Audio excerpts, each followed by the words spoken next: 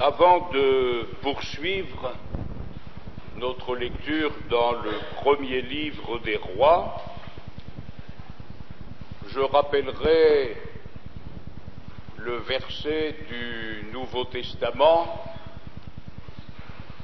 qui est à la base de nos méditations sur les livres de Samuel et des rois. Régner dans la vie par Jésus-Christ lui seul. L'Écriture nous explique que le péché a régné, qu'il règne dans le monde, que la mort, à cause du péché, a régné et règne dans le monde. Et quand Jésus-Christ sauve un être humain quel qu'il soit, il le sauve afin qu'il règne dans la vie par Jésus-Christ lui seul. La volonté de Dieu est que notre vie chrétienne soit une vie de victoire. Parler de victoire, c'est parler de lutte, de combat, de difficultés, mais c'est bien à cause de ces difficultés, de ces luttes que nous pouvons connaître, que nous sommes appelés par Jésus-Christ à régner dans la vie par Jésus-Christ lui seul. Nous connaissons ces paroles de l'apôtre Paul: « Misérable que je suis, qui me délivrera du corps de cette mort ?» Et Paul ajoute: « Grâce soit rendue à Jésus-Christ, qui nous rend capables de nous délivrer de la puissance du mal, pour nous faire vivre une vie non pas religieuse, mais pour nous faire vivre la vie de Dieu, une vie de victoire sur le péché. » Avec ce que nous avons lu dans les livres de Samuel jusqu'à présent, nous avons pu découvrir ce qui est préjudiciable à une vie spirituelle saine, victorieuse. Nous avons vu également ce qui convient à notre vie si nous voulons la vivre dans la victoire du Seigneur, parce que nous savons que le Nouveau Testament nous parle de la vie des pécheurs perdus, de la vie des chrétiens charnels et de la vie des chrétiens spirituels. Et ce doit être la vie des chrétiens spirituels qui doit nous inspirer, et que notre désir soit non pas d'avoir une vie médiocre, à peu près, mais d'avoir une vie victorieuse dans le Seigneur. Avec le premier livre des rois, nous touchons à la fin de la vie, du règne de David, mais nous verrons que ces luttes ne prendront vraiment fin que lorsqu'il aura rejoint son Dieu dans la gloire. Jusqu'à la fin, cet homme de Dieu a été éprouvé dans son règne et dans sa vie d'homme. Donc nous ouvrons notre Bible dans le premier livre des rois, chapitre 1er, et nous suivons la lecture à partir du verset 1er. Le roi David était vieux, avancé en âge.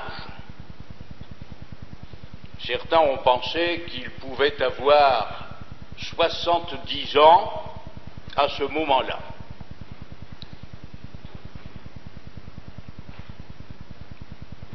Bien sûr, les années étaient là, dans la vie, dans le règne de David, mais les difficultés innombrables qu'il a pu connaître s'étaient chargées de le faire vieillir, peut-être avant l'âge.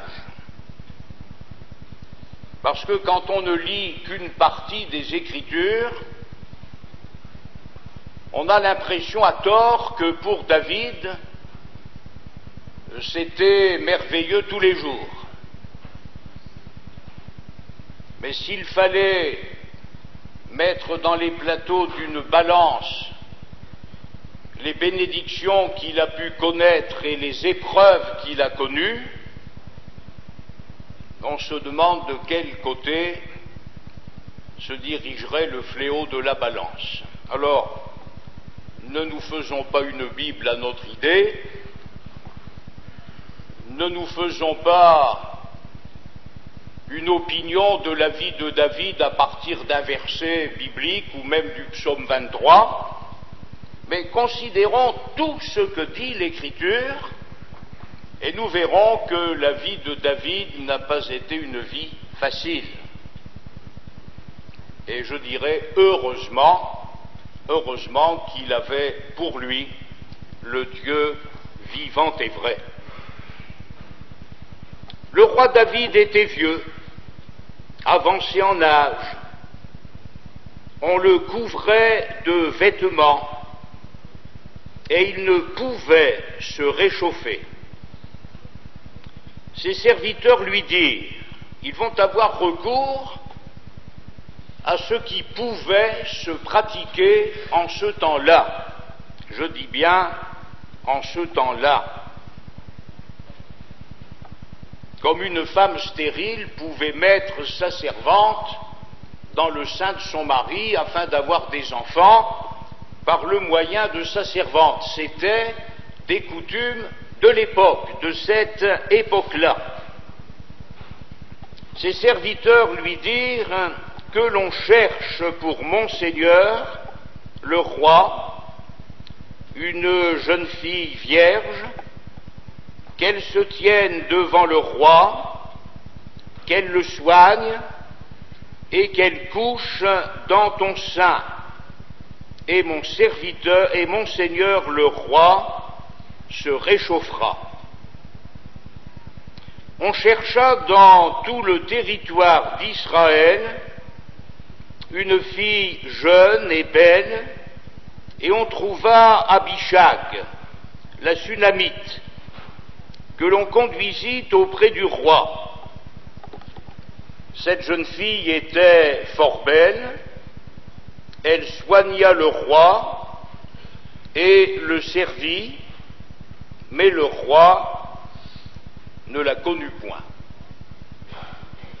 Elle a joué le rôle de bouillotte.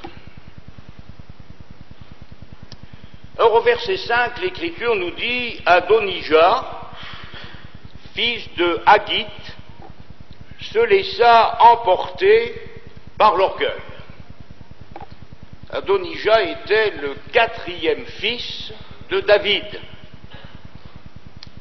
Adonijah, fils de Haggith, se laissa emporter par l'orgueil jusqu'à dire « C'est moi qui serai roi ». Lui aussi avait envie de régner, mais il a employé, comme Absalom, la mauvaise méthode.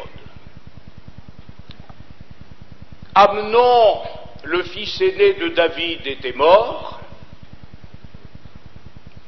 Daniel, ou Kileab, dont on parle très peu dans les Écritures, avait dû mourir lui aussi dans son adolescence ou dans sa jeunesse. Absalom était mort alors qu'il avait voulu usurper le trône de son père, de telle sorte qu'il y avait Adonijah. Adonijah le 4e, et qui, humainement parlant, pouvait prétendre à la royauté. L'Écriture nous dit que les pensées de Dieu ne sont pas nos pensées et que les voies de Dieu ne sont pas nos voies. Adonijah avait ses pensées concernant le futur roi d'Israël, mais les pensées d'Adonijah n'étaient pas les pensées de Dieu. Régner dans la vie par Jésus-Christ lui seul, oui, mais régner par Jésus-Christ, dans l'esprit de Jésus-Christ, et non pas avec un cœur qui se laisse emporter par l'orgueil. Parce que l'Écriture dit que l'orgueil précède la chute, que c'est l'humilité qui précède la gloire. C'est moi qui serai roi. Or nous allons retrouver ici ce que nous avons déjà lu concernant Absalom. Il n'y a rien qui ressemble plus à un chrétien charnel qu'un autre chrétien charnel, comme il n'y a rien qui ressemble davantage à un chrétien spirituel qu'un autre chrétien spirituel. Les méthodes employées par Absalom vont être employées par Adonijah, et nous remarquerons que la fin d'Adonijah ne sera pas plus belle que celle d'Absalom. Il se procura un char et des cavaliers et 50 hommes qui couraient devant lui. Quand on veut être roi, il faut une cour.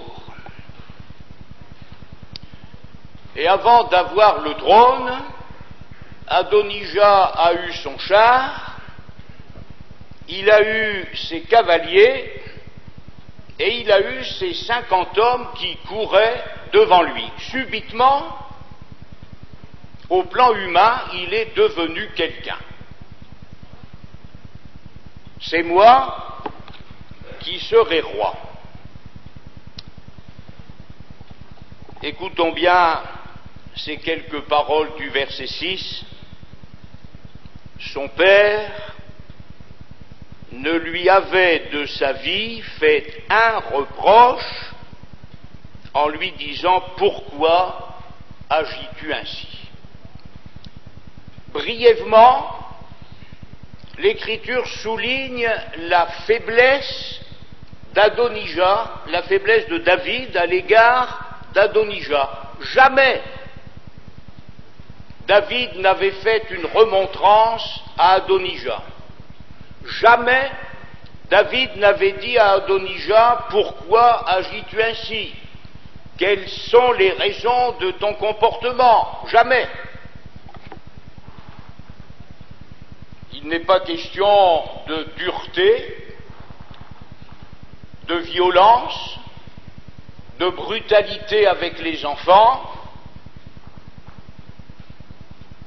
mais quand les enfants ne sont pas élevés dans la fermeté, on en fait des enfants mal élevés. Adonijah était un fils mal élevé, et comme David avait fait preuve de la même faiblesse avec Absalom, eh bien Absalom n'a pas hésité à mépriser son père en l'obligeant à partir de Jérusalem afin d'occuper son trône. Nous savons très bien comment Absalom est revenu de son exil après avoir tué son frère Amnon. Il n'était pas normal qu'Absalom vive. Le meurtrier devait payer de sa vie le meurtre qu'il avait commis, et surtout pas question d'un arrangement comme cela s'était passé avec Absalom. Quand il est revenu, 2 ans après, David l'a traité comme si rien ne s'était passé. Et dans ce cas-là, Absalom a conçu du mépris dans son cœur à l'égard de son père. Et ne pensez pas que la faiblesse inspire le respect. La faiblesse inspire le mépris. Et c'est pourquoi l'apôtre Paul écrit à Timothée, reprend, censure, exhorte. Je pense à cette chrétienne qui disait, nous avons un bon prédicateur, mais nous n'avons pas de pasteur parce qu'il laisse tout faire. Ça, c'était l'opinion d'une chrétienne. Nous avons un bon prédicateur, mais nous n'avons pas de pasteur parce qu'il laisse tout faire. Eh bien, David avait été trop faible avec Absalom. Ça n'a pas rendu service à Absalom, puisqu'il a trouvé la mort dans des conditions atroces, et c'est exactement la même chose avec Adonijah. Jamais David ne lui avait fait un reproche. En plus, il était très beau de figure, et il était né après Absalom. Alors, nous allons, parce que nous sommes ici devant la Bible, qui est inspirée de Dieu, qui est la parole de Dieu, qui doit être une lampe à nos pieds et une lumière sur notre sentier. Nous allons voir comment Adonijah va pratiquer, comme Absalom. Absalom, avant de faire un coup d'État pour sortir son père de Jérusalem, lui avait raconté qu'il devait aller à Guéshur parce qu'il avait fait un vœu. Ce n'était pas vrai. Ce n'était pas vrai. Absalom avait des idées derrière la tête dont il n'a pas parlé franchement à David, lui laissant croire le contraire, et Adonijah va employer les mêmes méthodes.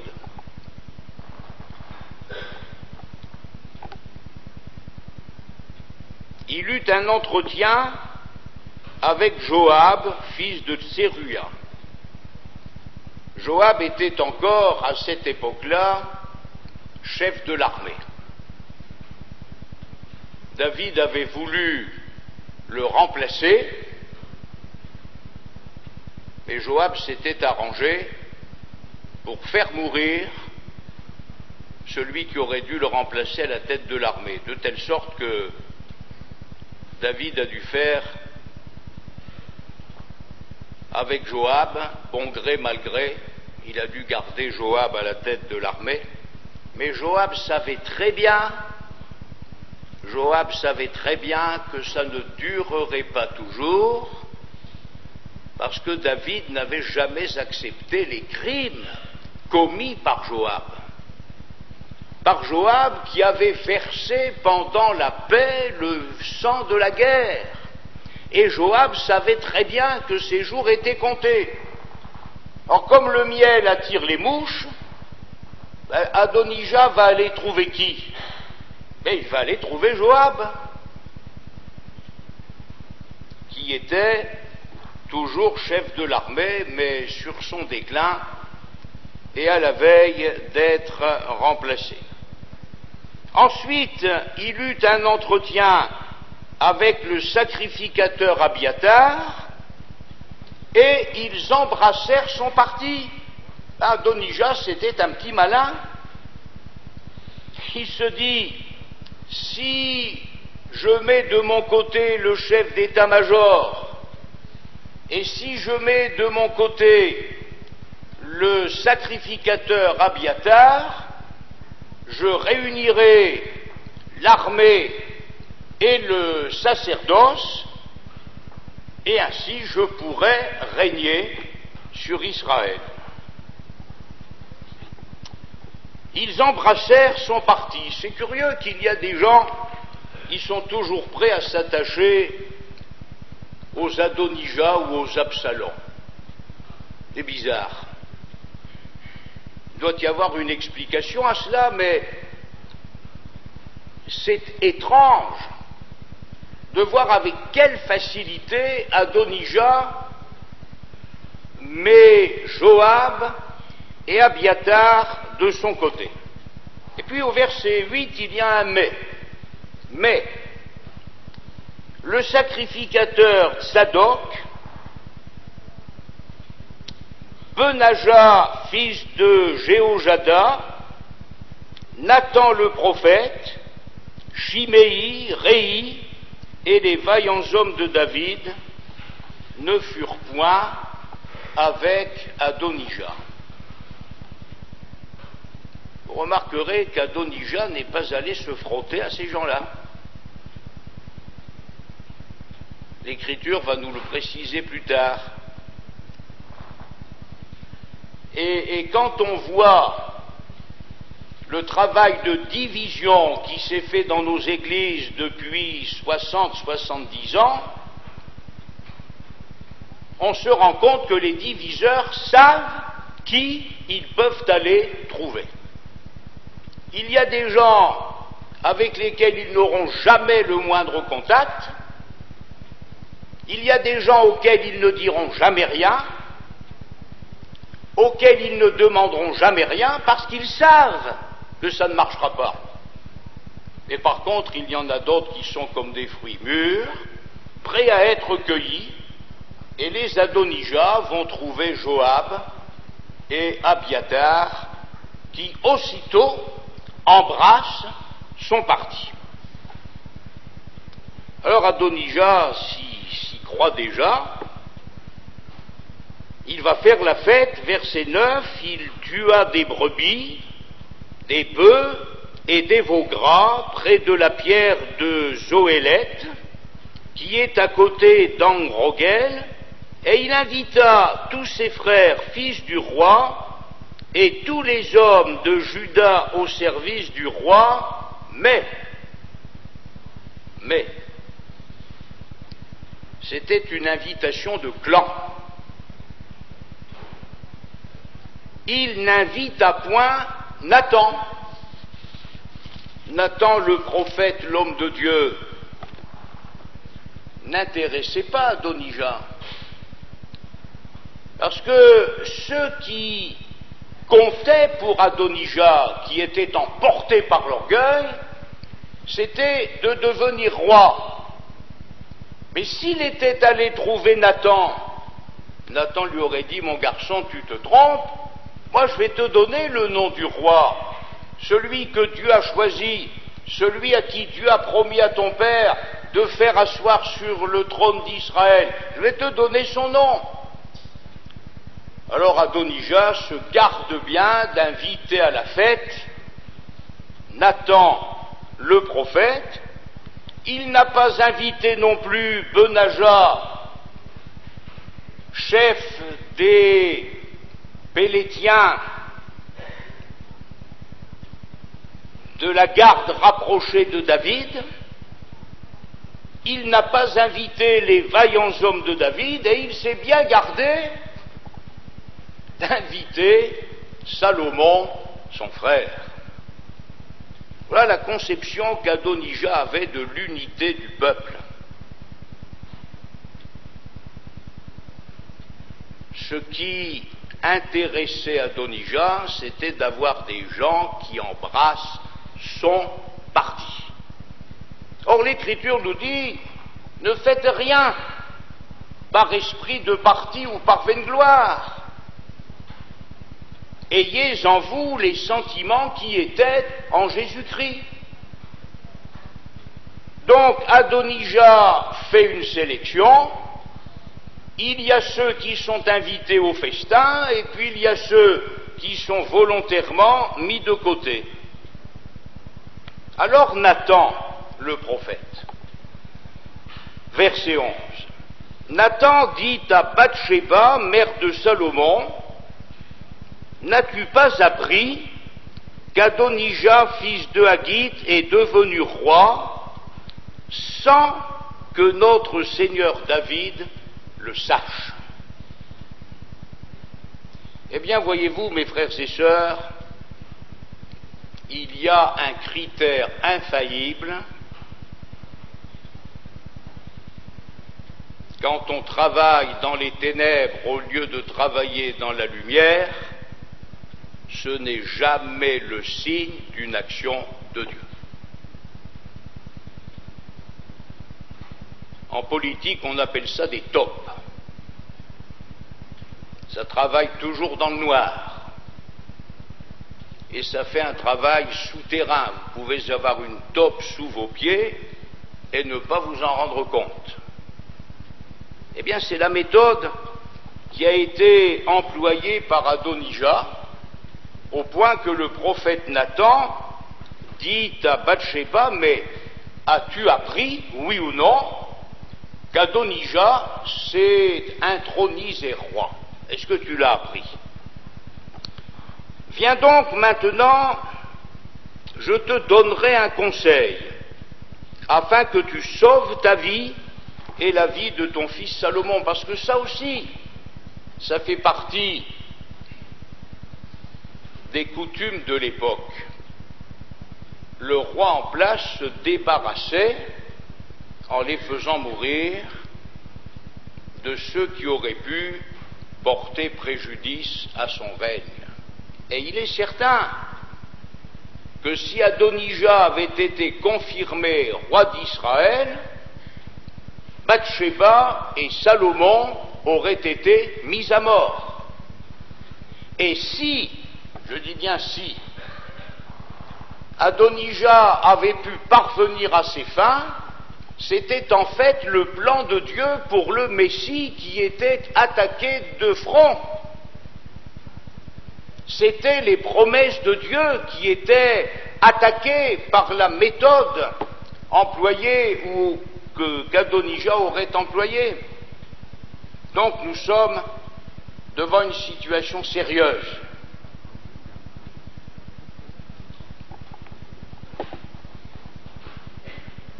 Va, verset 13, entre chez le roi David et dis-lui, ô roi mon Seigneur, n'as-tu pas juré à ta servante en disant, Salomon ton fils régnera après moi et il s'assiera sur mon trône? Pourquoi donc Adonijah règne-t-il? Et voici, pendant que tu parleras là avec le roi, j'entrerai moi-même après toi et je compléterai tes paroles. Bathsheba se rendit dans la chambre du roi. Il était très vieux et Abishag, la Sunamite, le servait. Bathsheba s'inclina et se prosterna devant le roi, et le roi dit, qu'as-tu? Elle lui répondit, mon Seigneur, tu as juré à ta servante par l'Éternel ton Dieu en disant, Salomon ton fils régnera après moi, et il s'assiera sur mon trône. Et maintenant voici, Adonijah règne, et tu ne le sais pas, ô roi, mon Seigneur. Il a tué des bœufs, des veaux gras et des brebis en quantité, et il a invité tous les fils du roi, le sacrificateur Abiatar et Joab, chef de l'armée. Mais il n'a point invité Salomon, ton serviteur. T'es pas fou, cet Adonijah.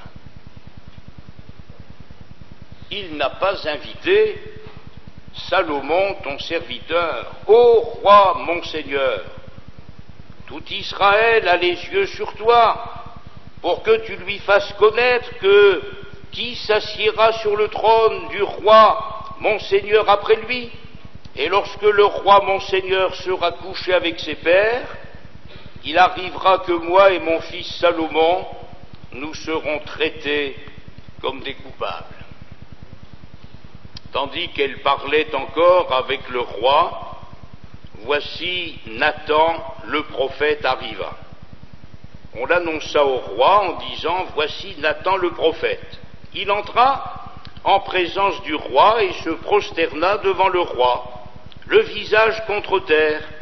Et Nathan dit: Ô roi, mon Seigneur, c'est donc toi qui as dit: Adonijah régnera après moi et il s'assiera sur mon trône?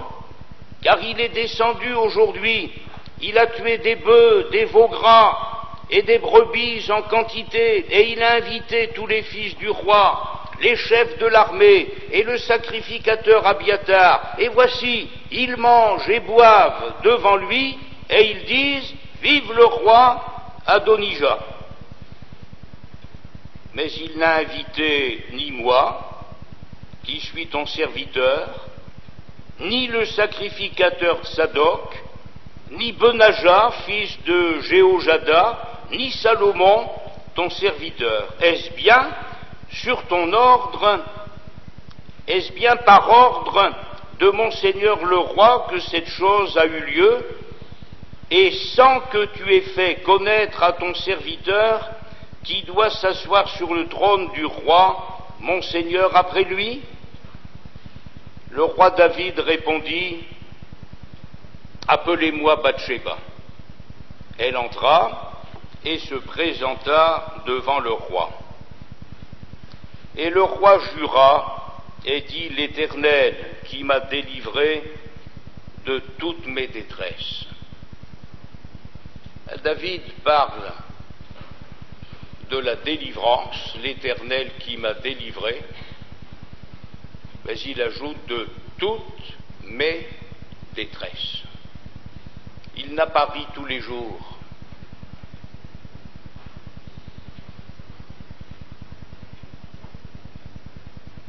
Il lui est même arrivé de mouiller sa couche de ses larmes. Les détresses de David. On n'en parle pas comme si ça nous gênait. Et combien de détresses de toutes sortes n'a-t-il pas connues? Seulement il rend ce témoignage que Dieu l'a délivré de toutes ses détresses.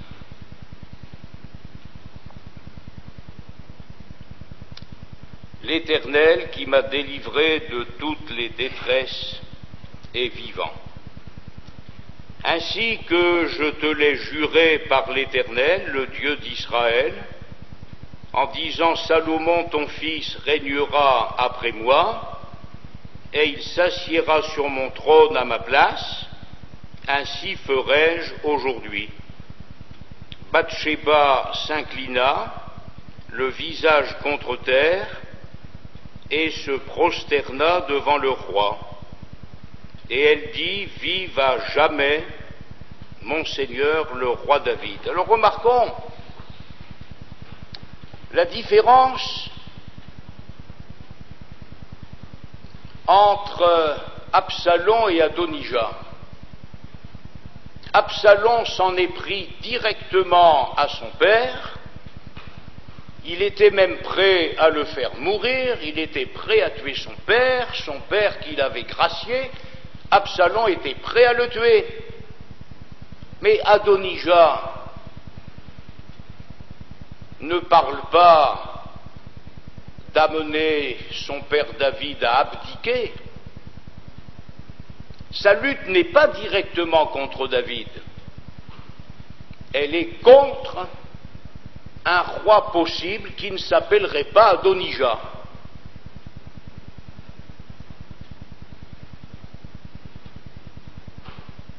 Ce que fait Adonijah, il le fait contre Absalom, il le fait contre Salomon, il le fait contre Salomon, il le fait contre le plan de Dieu, il le fait contre la volonté de Dieu, et la différence est grande entre la méthode employée par Absalom et celle employée par Adonijah, mais les sentiments sont les mêmes. Or, régner dans la vie, mes frères et sœurs, en faisant des mauvais coups comme Absalom, Vous croyez franchement que c'est ça, régner dans la vie avec Dieu? Régner dans la vie en faisant des mauvais coups comme Adonijah, vous croyez que c'est ça, la vie chrétienne, la vie d'un croyant, la vie d'un homme, d'une femme de Dieu? Mais là où se trouve Dieu se trouve la lumière. Là où se trouve Dieu se trouve la transparence. Là où se trouve Dieu se trouve la vérité. Là où se trouve Dieu, il n'y a pas de coup d'État.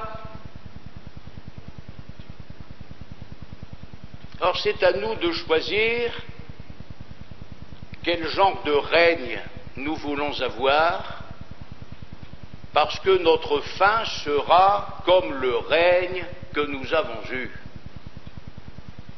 Absalom est mort dans de tristes conditions, il est mort pour avoir usurpé le trône de son père, et nous le verrons plus loin dans ce livre des rois. Adonijah va mourir à une époque où il aurait pu vivre, et tout simplement parce que c'est l'orgueil qui l'a mené par le bout du nez. L'orgueil s'est emparé d'Adonijah, et déduction de son orgueil, je serai roi. Même pas si Dieu le veut, si Dieu le permet, non, non, je serai roi. Verset 32, le roi David dit, appelez-moi le sacrificateur Tsadok, Nathan le prophète et Benaja, fils de Jéhojada. Ils entrèrent en présence du roi. Et le roi leur dit, prenez avec vous les serviteurs de votre maître, faites monter Salomon mon fils sur ma mule, et faites-le descendre à Gihon. Là, le sacrificateur Tsadok et Nathan le prophète loindront pour roi sur Israël. Vous sonnerez de la trompette et vous direz, vive le roi Salomon. Vous monterez après lui, et il viendra s'asseoir sur mon trône, et il régnera à ma place, et lui, qui par mon ordre sera chef d'Israël et de Juda. Benaja, fils de Jéhojada, répondit au roi, Amen. Ainsi disent l'Éternel, le Dieu de mon Seigneur le roi, que l'Éternel soit avec Salomon comme il a été avec mon Seigneur le roi, et qu'il élève son trône au-dessus du trône de mon Seigneur le roi David.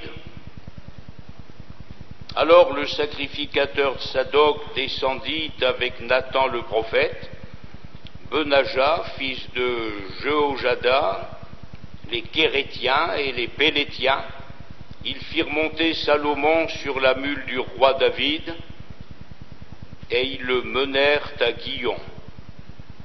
Le sacrificateur Tsadok prit la corne d'huile dans la tente, et il oignit Salomon. On sonna de la trompette, et tout le peuple dit, vive le roi Salomon.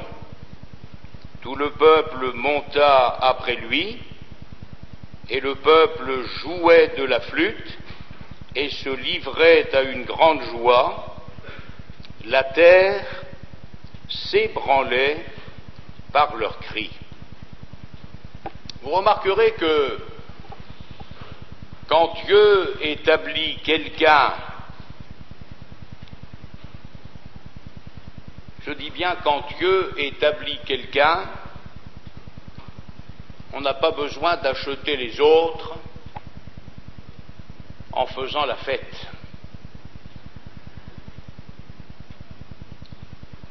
Avec Adonijah, on trouve les bœufs qui ont été tués, les veaux gras qui ont été tués, les brebis en quantité.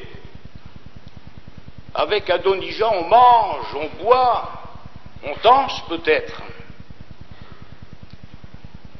Mais rien de tout cela avec Salomon qui vient de recevoir l'onction,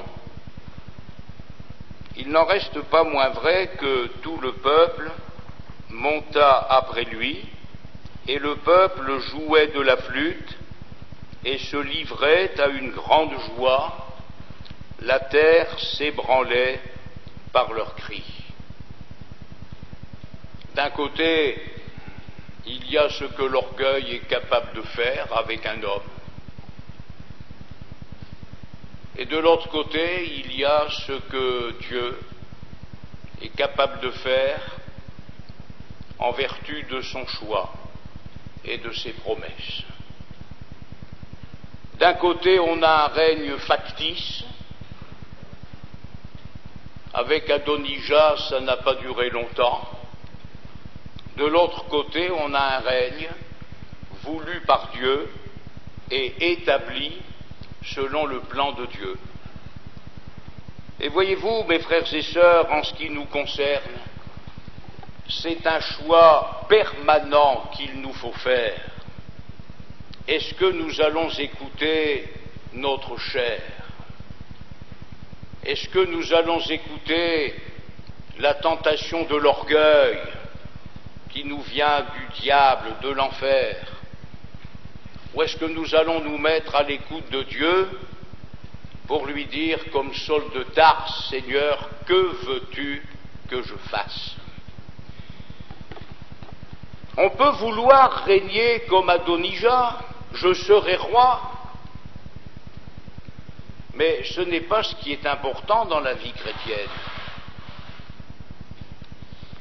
Ce qui est important dans la vie chrétienne, c'est d'être choisi par Jésus. Jésus disait à ses disciples, ce n'est pas vous qui m'avez choisi, mais moi.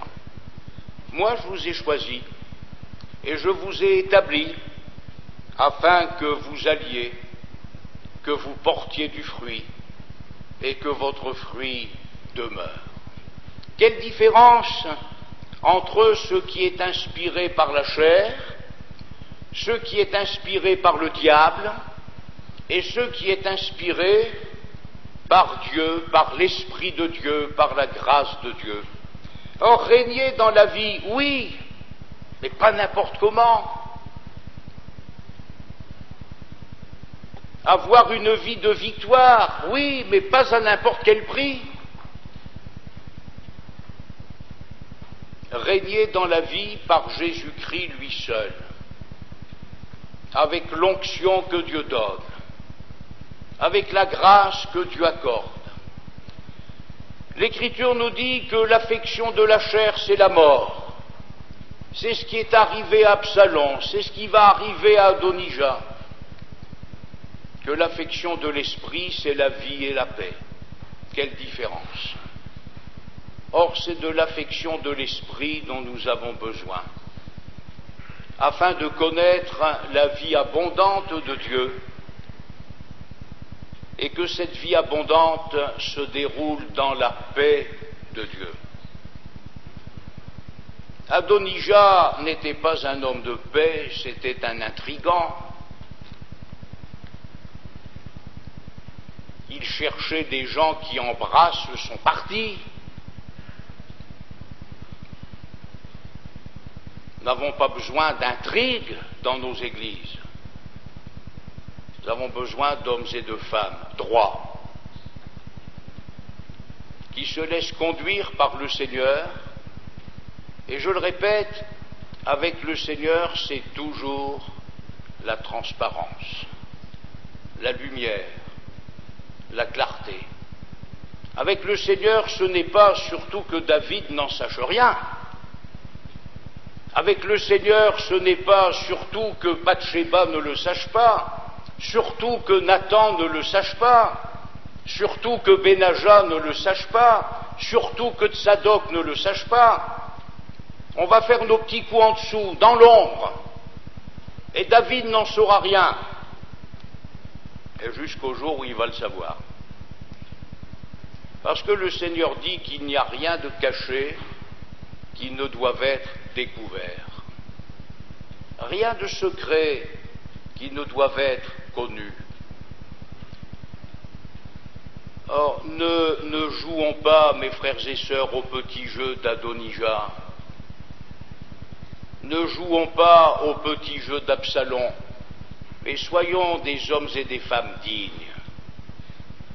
dignes de la vocation céleste qui leur a été adressée en Jésus-Christ. Vous savez, c'était un peu l'état d'esprit de ceux qui ont tué Jésus. On va le mettre à mort, mais que ce ne soit pas pendant la fête, parce que si c'était pendant la fête, nous risquerions une émeute. Alors on veut bien le faire mourir, mais surtout que ce ne soit pas pendant la fête. Que le Seigneur nous garde de pareils sentiments et qu'il nous donne un cœur qui soit inspiré par Jésus-Christ. Ayez en vous, nous dit l'Écriture, les sentiments qui étaient en Jésus-Christ.